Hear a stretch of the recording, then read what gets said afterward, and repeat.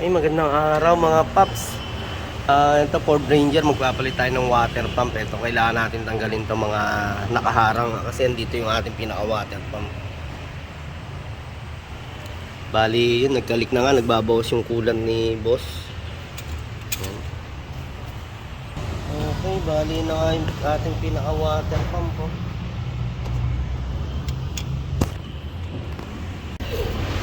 Boss, ito yung ating pinaka water pump po. Sa Banawi ito nabili ni boss sa Ford Lander. Yan, genuine. Ito yung parts number natin. Pang 2.0 2019 model Ford Ranger. Yan. Okay, ito na yung ating mga alaga. Ano bang baon natin dito?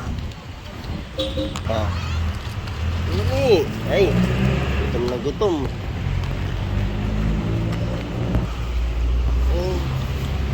Mamaya naman ha. Ayun, tapos kailangan natin i-drain yung pinaka-coolant para hindi tayo magkalat pagka tinanggal natin yung water pump.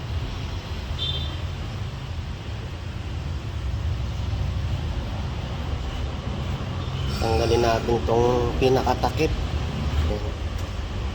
Okay, kailangan natin tanggalin yung mga cover para ma-drain natin yung pinaka-coolant. Okay, natanggal na nga natin yung cover. Ito yung pinaka-drain plug natin, oh, yan. Tapos, okay. Pagka gusto nyo, sahurin nyo lang din para alam natin kung ilang liters yung ma-drain natin. Ito yung pinaka-ating radiator.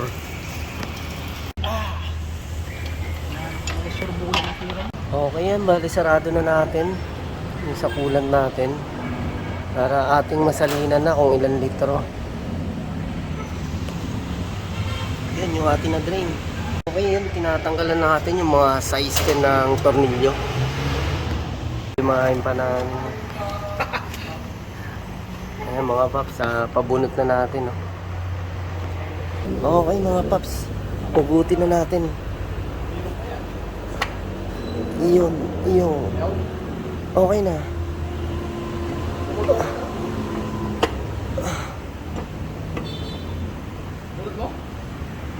Okay mga paps, ito na yung ating pinaka water pump po, na luma.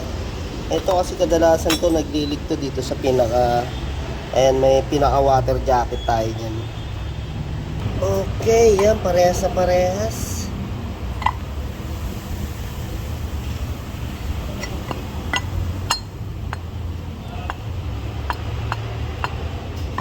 Bali, ito yung pinaka nagpapump dyan sa ano natin, sa coolant or radiator. Tapos kinakating coolant dito sa Ford Ranger, yan, Pro 99. Bali to 10 liters to, hanggang 10 liters.